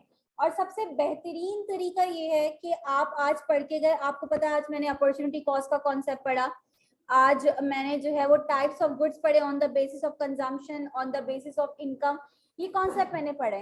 अब आपने चैप्टर 1 के एमसीक्यूज ओपन करे और आपने देखा कि अच्छा इस इन टॉपिक से रिलेटेड कौन कौन से एमसीक्यूज जो हैं वो यहाँ पे हैं, आपने वो एमसीक्यूज सॉल्व कर लिए। अगर आप टेस्ट से एक दिन पहले बैठोगे और एक दिन पहले ही आप सोचोगे कि मैं ये सारे एमसीक्यूज सॉल्व कर लूंगा, तो ये पॉसिबल नहीं है, क्योंकि ये अच्छे खासे एमसीक्यूज मैंने प्रैक्टिस मटेरियल में रखे हैं, ठीक है। हाँ मैं बिल्कुल सेंड कर दूंगी। अच्छा अब देखो कुछ एग्जांपल यहाँ पे लिखी है, ये तो स्टार्टिंग वाले तो बहुत ही आसान है, ठीक है। Who was the founder of economics, economia word किस लैंग्वेज से डिराइव हुआ है, neo classical school of thought के फाउंडर कौन है, बात ठीक है। Economics is the study of mankind on the ordinary business of life, ये डेफिनेशन किसने दी थी? ठीक है, एल्फ्रेड मार्शल ने दी थी। फिर 8 में लिखा हुआ है कि economics can not be considered a perfect science. इसको परफेक्ट साइंस क्यों नहीं बोलते? पहला ये human behaviour is unpredictable. Perfect science का मतलब ये है कि आप प्रिडिक्ट 100% प्रिडिक्ट कर रहे हो, जबकि यहाँ पे प्रिडिक्शन तो कर रहे होते हो आप बिल्कुल कि आप क्या देख रहे हो कि फ्यूचर में इकोनॉमी किधर जा रही है। ठीक है, क्या इकोनॉमी ग्रो करेगी या आपको दिख रहा है कि मजीद कुछ टाइम तक इकोनॉमी अपने स्लो पेस पे ही रहेगी? तो प्रिडिक्ट तो कर सकते हो, लेकिन अक्सर हिस्ट्री ने देखा है कि ह्यूमन प्रिडिक्शन जो है वो 100% बिल्कुल गलत साबित हुई है। ठीक है ना, ऐसे इवेंट्स हम डिस्कस करेंगे। इसके अलावा it is difficult to make correct prediction of economic variables. Economics do not have common opinion about a particular economic event. ये भी सही है ना स्टेटमेंट? इकोनॉमिस्ट का हमेशा हम कहते हैं कि एक 2-3 इकोनॉमिस्ट को एक जगह पे बिठा दो, कभी भी एंड में कोई कंक्लूजन नहीं निकलेगा। हर किसी का हमेशा अपने डिफरेंट व्यूज रहते हैं। तो ऑल ऑफ द थ्री, ठीक है, ये सारे के सारी स्टेटमेंट्स करेक्ट हैं। अच्छा, थोड़ा सा डिफरेंट एमसीक्यूज पे आ जाते हैं, ये तो आप लोग कर ही लोगे आसानी से।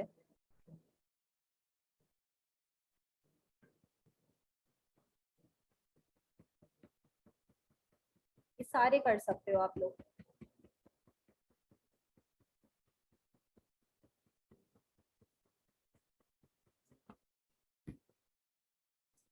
ठीक है, study of small units of an economic system is called micro economics. Study of large aggregates of economics macro economics. हाँ, इनमें से कौन सा ऐसा आपका कंज्यूमर बिहेवियर, क्योंकि हमने पढ़ा था कि बिहेवियर जो है वो हम किस ब्रांच में डिस्कस कर रहे होते हैं? माइक्रो के अंदर डिस्कस कर रहे होते हैं। जबकि एक और था ना, मैं खाना माइक्रो से रिलेटेड भी। अच्छा, इसके अलावा लिखा हुआ है कि भाई the goods which are directly consumed by human beings are called consumer goods. ठीक है ना, डायरेक्टली कंज्यूम का मतलब ये होता है कि अब इसमें फर्दर कोई प्रोडक्शन प्रोसेस इन्वॉल्व नहीं है।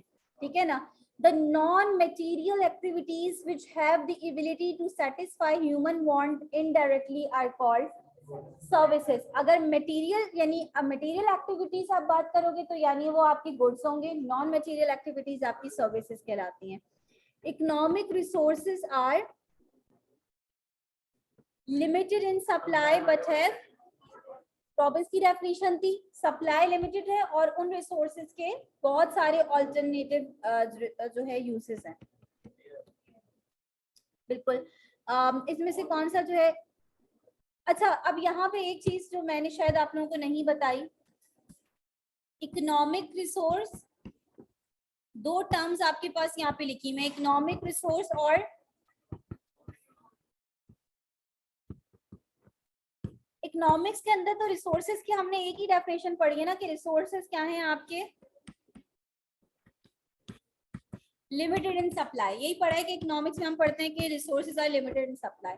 लेकिन अगर हम किसी रिसोर्स को कह रहे हैं कि ये नॉन इकोनॉमिक रिसोर्स है, इट मींस उसकी सप्लाई क्या होगी? और इसमें हमारे पास सिर्फ कुछ ही चीजें आती हैं। इसमें हम एयर ले रहे होते हैं, इसमें हम सनलाइट ले रहे होते हैं। कि इन रिसोर्सेज का एक और नाम होता है, आप इसको फ्री रिसोर्सेज भी कहते हैं। ठीक है ना, तो फ्री रिसोर्सेज लिखा हुआ है आपके पास या नॉन इकोनॉमिक रिसोर्स आए, ये वो रिसोर्सेज हैं जिनकी सप्लाई जो है वो अनलिमिटेड है। इसमें एयर सनलाइट पर आ जाती है। कुछ लोग वाटर को भी लेते हैं, लेकिन वाटर में स्टिल जो है ना वो थोड़ी डिबेट चलती है कि कुछ लोग ऐसे भी हैं जिन जहाँ पे वाटर की भी शॉर्टेज है। ठीक है, तो वो फिर वाटर के अंदर क्लासिफिकेशन आ जाती है कि पीने के पानी की बात हो रही है, किसकी बात हो रही है। सही है, तो इसलिए मैं यहाँ पे वाटर नहीं लिख रही, मैंने एयर और सनलाइट लिखी है। तो ये एमसीक्यूज भी आपको दिख जाएंगे भाई कि which of the following is. अच्छा, ये अक्सर ना स्टूडेंट्स एक चीज देखिएगा, एग्जामिनर दो तरह से क्वेश्चन आपसे पूछेगा। या तो वो बोलेगा which of the following is economic resource, या वो बोलेगा which of the following is not an economic resource. अक्सर जो नॉट आ जाता है ना, तो स्टूडेंट्स उसको उस सेंटेंस को समझना मुश्किल हो जाता है। अभी तो आपको फिर भी इतना सिंपल मुश्किल नहीं लगेगा, आगे आगे जो है जब आपकी अजम्पशंस वगैरह आ जाएंगी तो आपको नॉट का वर्ड बड़ा कंफ्यूज करेगा।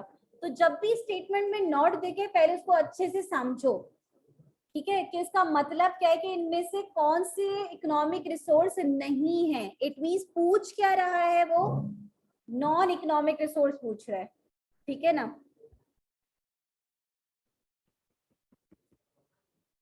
इसमें which of the following non economic resource, all the three. मैंने आपको बताया कि वाटर भी कंसिडर किया जाता है फ्री रिसोर्स में, लेकिन फिर इसमें क्वेश्चन आता है कि भाई ड्रिंकेबल वाटर की बात हो रही है या ओवरऑल बात हो रही है। ओवरऑल तो वाटर भी आपका फ्री रिसोर्स है और क्या कहते हैं नॉन इकोनॉमिक रिसोर्स में ही आता है। लेकिन जब हम पीने की पानी की बात कर रहे थे, कौन सा पानी इस्तेमाल के काबिल है जिसको आप पी सकते हैं, फिर उसमें जो है थोड़ी स्केर्सिटी वाली बात आ जाती है कि अक्सर जगहों पे उसकी शॉर्टेज है। तो इसको करने की कोशिश कीजिएगा, मैं देखती हूँ अगर मुझे कुछ थोड़ा सा लगे कि थोड़ा डिफरेंस है। कह रहे हैं कि भाई consider a world without scarcity of resources, फिर तो जन्नत में आ जाएंगे हम ना, ठीक है। That then what would be the consequences, अगर किसी भी रिसोर्स की शॉर्टेज ही ना हो हमारी दुनिया में, तो उसकी वजह से इम्पैक्ट क्या पड़ेगा, ऑल ऑफ द अबव। कोई कॉस्ट ही नहीं आ रही होगी। जब कोई चीज अनलिमिटेड होती है तो वो फ्री होती है, अनलिमिटेड रिसोर्सेज फ्री होती हैं तो उनकी प्राइस भी कोई नहीं होगी। मार्केट्स वुड भी अननेसेसरी, मार्केट्स की जरूरत ही नहीं है, ठीक है, कि कोई डिमांड करेगा और सप्लाई होगी, अनलिमिटेड है ना, तो कोई ये प्रॉब्लम ही नहीं है। Economics would no longer be a useful subject. It means कि economics is all about scarcity, ठीक है। इकोनॉमिक सब्जेक्ट बना ही इस वजह से कि हम एक प्रॉब्लम फेस कर रहे हैं, फंडामेंटल इकोनॉमिक प्रॉब्लम स्केर्सिटी का, और हम उस प्रॉब्लम को हमें कैसे सॉल्व करना है कि हमने अपने रिसोर्सेज की सबसे बेस्ट एलोकेशन करनी है। अच्छा, ये 35 का आंसर देखते हैं आप लोग क्या करते हैं। एवरीवन शुड स्टडी इकोनॉमिक्स,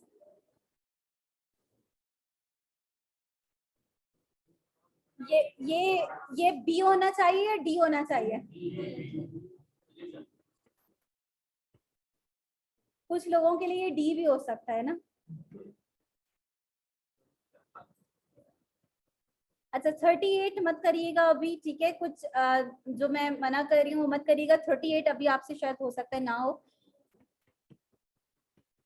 बाकी बहुत सारे एमसीक्यूज आपसे हो सकते हैं इन शॉर्ट, तो इसको भाई करना अभी स्टार्ट कर दीजिएगा, और अभी करेंगे तभी एंड में जो है वो आप ज्यादा बेहतर प्रिपरेशन कर सकते हैं। आखिर में ये देख रहे हैं आप कितने एमसीक्यूज हैं। चैप्टर 1 के खाली अगर हम एमसीक्यूज देखें, ये भी कंप्लीट नहीं है। अभी जो मैं आपको न्यू अपडेटेड फाइल दूंगी उसमें से ज्यादा होंगे। तो मेरे ख्याल में 130 एमसीक्यूज है सिर्फ चैप्टर 1 के। और चैप्टर 1 वैसे अक्सर स्टूडेंट्स को लगता है कि यार इतना इंपॉर्टेंट नहीं है, बट चैप्टर 1 से स्टूडेंट्स के पास बहुत एमसीक्यूज आ रहे हैं, ठीक है। तो चैप्टर 1 को इंपॉर्टेंस दीजिएगा। कुछ कॉन्सेप्ट ऐसे हैं जो हम अभी थोड़े बाद में पढ़ेंगे, जैसे मैंने आप लोग को बताया था कि अभी हम हाफ चैप्टर लेकर चलेंगे, ठीक है। तो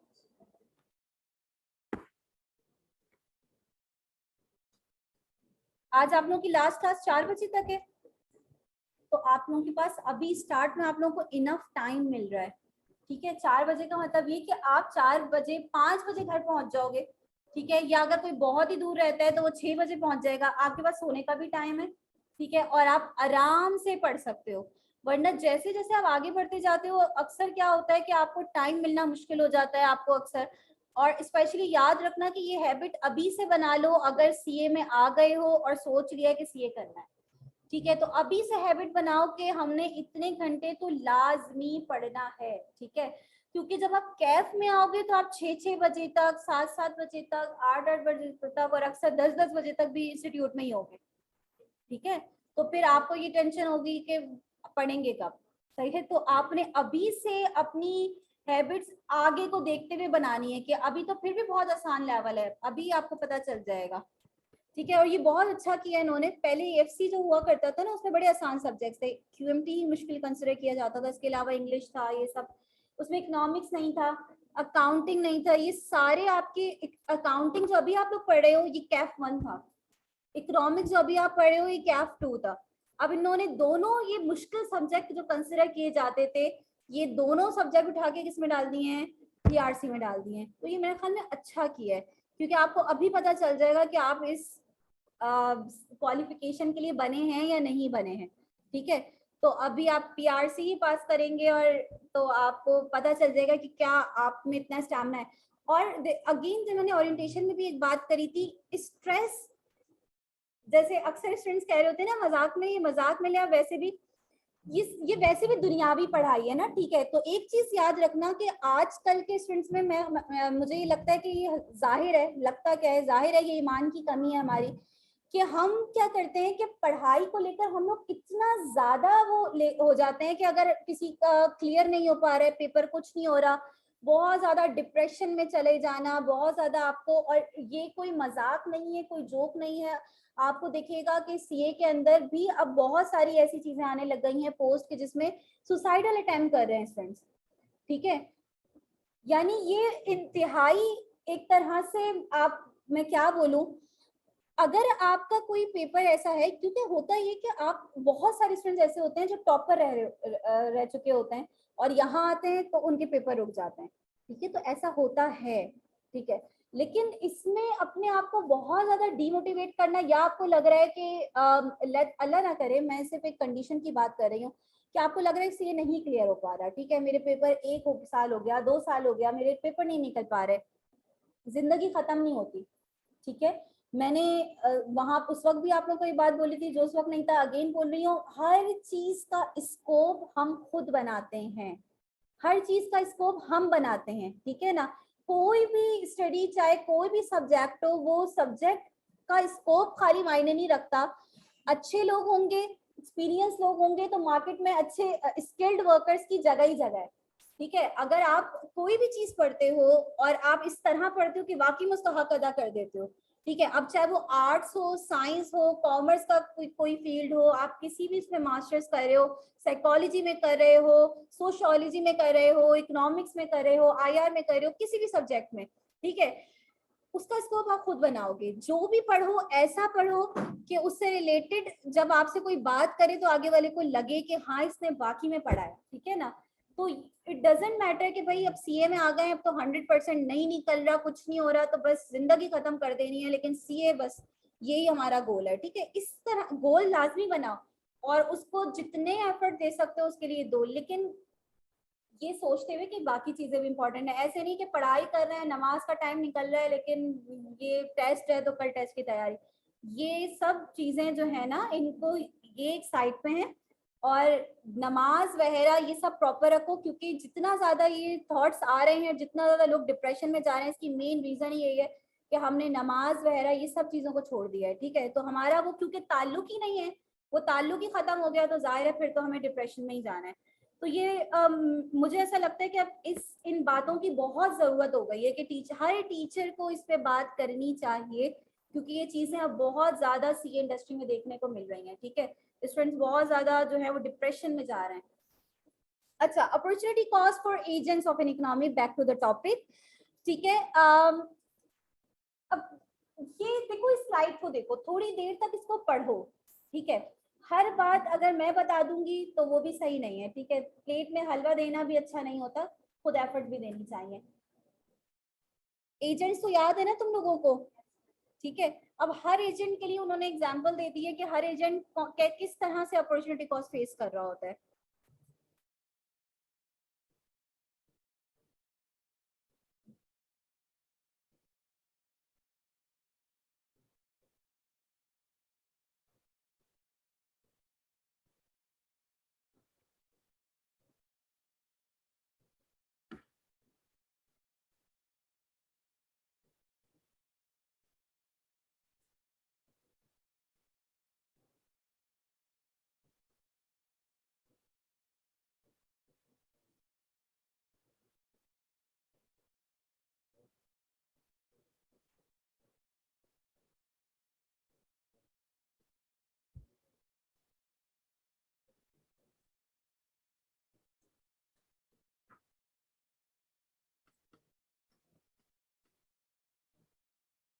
मुझे बहुत अच्छा लगेगा अगर आप लोगों में से कोई एक एक हेडिंग लेकर मुझे ये समझा दे, कोई एक डिसाइड कर ले कि हाउस होल्ड्स के टर्म्स में किस तरह अपॉर्चुनिटी कॉस्ट हाउस होल्ड्स कैसे फेस कर रहे होते हैं। जी।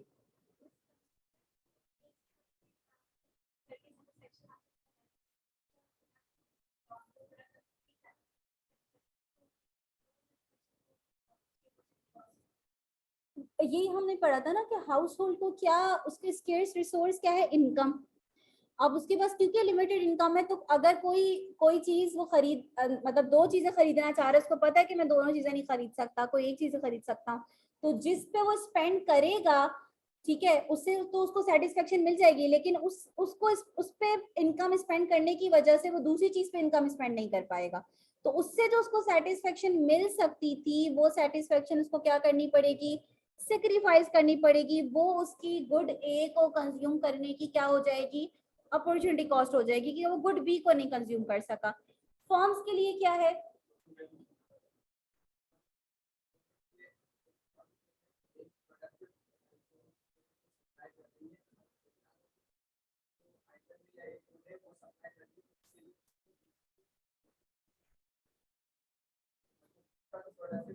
बिल्कुल ठीक है।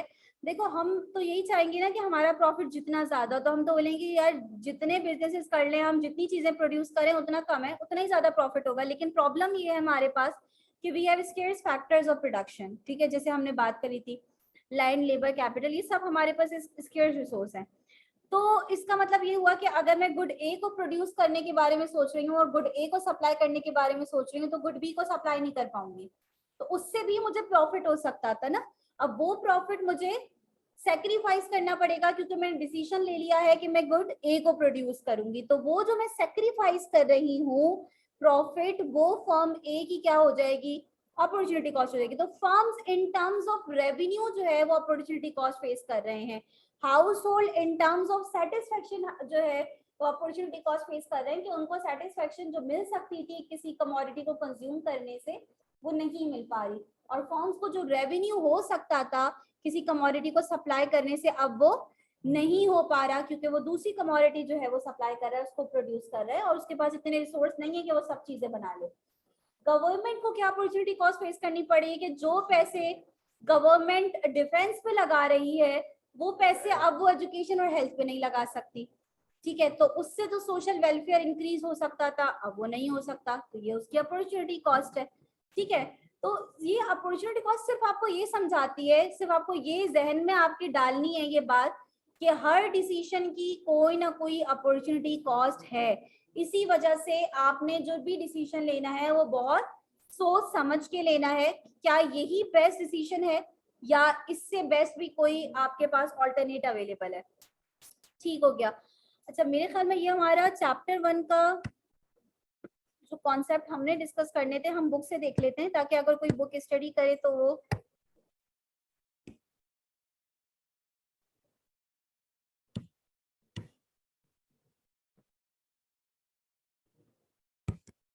अच्छा, जो जो स्टूडेंट्स आ रहे हैं कि स्टडी टेक्स्ट हार्ड कॉपी में मिल जाए, वो अब आईकैप ने तो ये उम्मीद खत्म कर दी है। पता नहीं कितने अटेम्प्ट्स हो गए कि आईकैप पहले हार्ड कॉपी में दिया करता था, ये बकायदा आपके पास पार्सल पे आया करती थी बुक्स वगैरह, लेकिन अब वो आईकैप नहीं दे रहा, वो सिर्फ सॉफ्ट कॉपी में दे रहा है। तो अगर आपको हार्ड कॉपी में चाहिए तो आप अपने भी किसी मतलब कहीं से भी आप निकलवाना चाहो, प्रिंट आउट निकलवा सकते हो, या फिर आप नीचे जो बुक शॉप है, ठीक है, ये कभी कभार ही ओपन होती है, तो अगर ओपन हुई भी है तो इससे फायदा उठा के इनको आज बोलोगे कि भाई दे दें, तो ये आपको कल तक जो है वो आपको प्रोवाइड कर देंगे, ठीक है।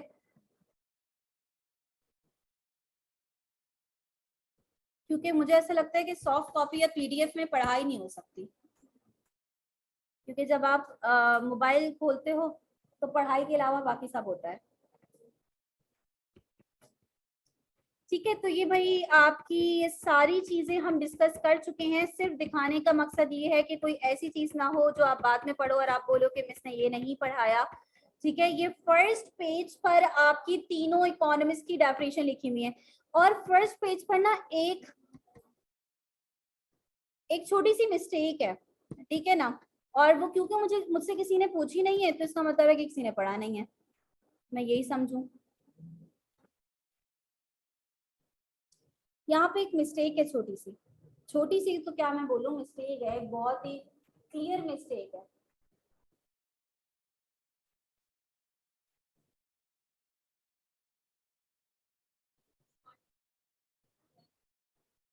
Very good. मार्शल की डेफिनेशन में उन्होंने लिखा हुआ है कि wealth is the central area of interest. जबकि ये किसके लिए, किसकी डेफिनेशन में वेल्थ सेंट्रल एरिया था, एडम स्मिथ की डेफिनेशन में। मार्शल ने तो वेलफेयर को पे जो है वो अपना फोकस शिफ्ट करा था, वेल्थ से वेलफेयर पे फोकस शिफ्ट करा था इकोनॉमिक्स का। ठीक है, तो ये सही सेंटेंस नहीं है आपका, ये पॉइंट इन्होंने यहाँ पे गलत लिखा हुआ है। फिर नेचर ऑफ इकोनॉमिक्स में इन्होंने पॉजिटिव नॉर्मेटिव इकोनॉमिक्स को विद एग्जांपल एक्सप्लेन करा हुआ है। फिर नीचे ये साइंस और आर्ट्स को भी इन्होंने, बल्कि स्टार्ट में मेरे ख्याल में पहले इन्होंने पॉजिटिव और नॉर्मेटिव साइंस समझाया, फिर आर्ट्स और साइंस को एक्सप्लेन किया है। ठीक है, तो ये एग्जाम्पल्स के साथ इन्होंने इसको एक्सप्लेन किया हुआ है। अगर किसी को इन एग्जाम्पल्स में प्रॉब्लम हो तो पूछ लेना। जैसे कि मैंने आप लोगों को बोला था कि माइक्रो और मैक्रो इकोनॉमिक्स के अंदर आपने ये हेडिंग्स अभी नहीं पढ़नी। ठीक है, तो ये scope of micro economics, importance, limitations, ये अभी आपने छोड़ देना है। ठीक है, इसी तरह मैक्रो के अंदर भी। फिर आप आ गए यहाँ पे स्कैर्सिटी, चॉइस, अपॉर्चुनिटी कॉस्ट। मैंने आपको पढ़ा दिया कि एजेंट्स और पार्टिसिपेंट्स ऑफ एन इकोनॉमी कौन कौन से होते हैं। फैक्टर्स ऑफ प्रोडक्शन हमारे पास कौन कौन से हैं। ठीक है, फिर हमने पढ़ा rewards of factors of production. ठीक है, types of goods on the basis of consumption. ठीक है, कोई कॉन्सेप्ट यहाँ से हमने नहीं छोड़ा, जो मैंने नहीं पढ़वाना था वो मैंने आपको बता दिया कि भाई बस वो स्कोप पैरा छोड़ दीजिएगा। डिवीजन ऑफ लेबर भी हमने पढ़ लिया। ठीक है, कैपिटल फॉर्मेशन के स्टेजेस भी हमने स्टडी कर लिए। स्कैर्सिटी एंड अपॉर्चुनिटी कॉस्ट भी पढ़ ली। ठीक है, तो हम कहाँ तक आ गए हैं, हमने यहाँ तक अपने सारे कॉन्सेप्ट जो हैं वो डिस्कस कर लिए हैं। अब ये जो आपको हेडिंग दिख रही है ना, opportunity cost and production possibility frontier, यहाँ से हमने, मतलब यहाँ से हमने नहीं पढ़ा है। ठीक है, और इसके बाद आपके पास कुछ कॉन्सेप्ट आ जाते हैं जो अभी हम स्टडी नहीं कर रहे। हमने चैप्टर 1 को जितना आज की क्लास तक पढ़ लिया है, चैप्टर 1 को हम इतना ही रखेंगे। ठीक है, फिलहाल रीजन ये है कि इसमें कुछ चीजें ऐसी आ गई हैं कि अभी आप स्टार्टिंग पॉइंट पर जब ये ग्राफ देखोगे, अभी जैसे आप पीपीएफ का ग्राफ देख रहे हो, ठीक है, तो ये अभी समझाना मेरे लिए आप लोगों को थोड़ा मुश्किल होगा। जब थोड़ा चैप्टर 2 समझ लोगे, चैप्टर 2 के बेसिक ग्राफ आपके समझ में आ जाएंगे, ग्राफ कैसे बनाए जाते हैं। अच्छा, ये ग्राफ बनाए कभी साइंस बैकग्राउंड के जो स्टूडेंट्स हैं, आप लोगों ने ग्राफ बनाए हुए हैं ना, मतलब मुझे ये तो किसी को बताने की जरूरत नहीं है ना कि X axis, Y axis, origin, Z axis 3 dimensional भी होता है। बिल्कुल, मैंने ये हमारी अभी तक 3 क्लासेस हुई हैं। मैंने इन 3 क्लासेस को बहुत जो है वो स्लो, बहुत ही कम कम पढ़ाया है। ठीक है, अभी मैंने कोई आप लोगों पे बर्डन नहीं डाला। चैप्टर 2 जो है वो आपका इंशाल्लाह नेक्स्ट क्लास में स्टार्ट होगा। अभी आप लोगों को अगर कुछ पूछना है कुछ भी, तो आप लोग मुझसे पूछ सकते हो। ठीक है, किसी ने कुछ भी, जैसे आप लोग ग्रुप में डिस्कशन कर रहे थे, उस हवाले से अगर किसी का कोई भी सवाल है, किसी को कुछ पूछना है, तो आप लोग पूछ सकते हो।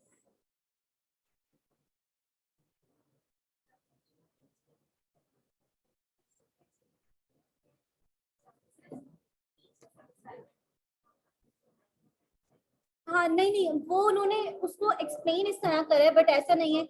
आप किसी भी चीज पे कंजम्पशन करोगे, गुड्स एंड सर्विसेज खरीदोगे, स्पेंडिंग करोगे, वो कंजम्पशन के अंदर ही काउंट होगा। ऐसा नहीं है कि नीड्स पे खर्च करोगे तो वो कंजम्पशन है, बॉन्ड्स पे खर्च करोगे तो वो कंजम्पशन है, ऐसा कुछ नहीं है।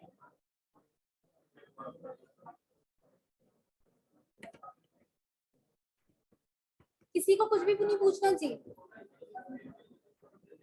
एक सेकंड, जरा इनकी आवाज नहीं आ रही मुझे।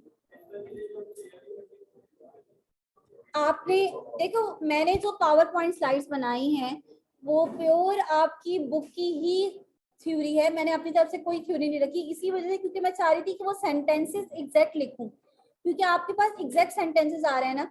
आप पावर पॉइंट स्लाइड से ही अगर पढ़ते हो तो कोई प्रॉब्लम नहीं है। अगर आप बुक रीड कर रहे हो तो वेल एंड गुड है, बहुत अच्छी बात है। बट अगर आप पावर पॉइंट स्लाइड्स पढ़ते हो, और साथ साथ जो मैं अभी आज आप लोगों को फाइल सेंड कर रही हूँ, किस ग्रुप में सेंड करूँ भाई?